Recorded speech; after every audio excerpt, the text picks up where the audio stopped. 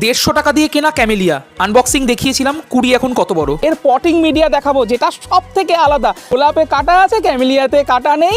এই গাছ পাতা পচা সারের ওপরই থাকে। এর মিডিয়া হওয়া উচিত অ্যাসিডিক, সেটা পাতা পচা সারে ভীষণ ভালো কন্ট্রোল হয়। 1 ভাগ মাটি, 1 ভাগ লিপ কম্পোস্ট বা পাতা পচা সার।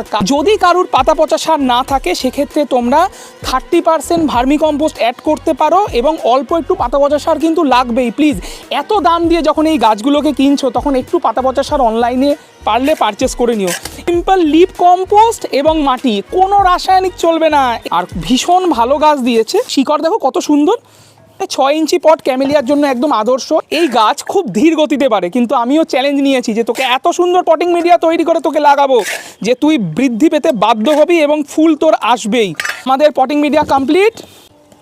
একটা জিনিস সবসময় মাথায় রাখবে, টবের উপরিতল থেকে 1.5 ইঞ্চি জায়গা যেন অবশ্যই খালি থাকে, তবেই গাছটা খুব ভালো হয়। এখানে কোনো হিউমিক অ্যাসিড লাগবে না, কিচ্ছু লাগবে না, জাস্ট মিডিয়া তৈরি হয়েছে।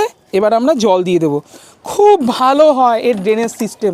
এই ক্যামেলিয়ার পটিং মিডিয়া সবাই দেখায় না, সবাই বলেও না একে নিয়ে। একদম ইজি মেথড, পারলে আরও 10 জনের কাছে শেয়ার করে দিও, কারণ ক্যামেলিয়া এখন সবার কিন্তু ভালোবাসা। Thank you.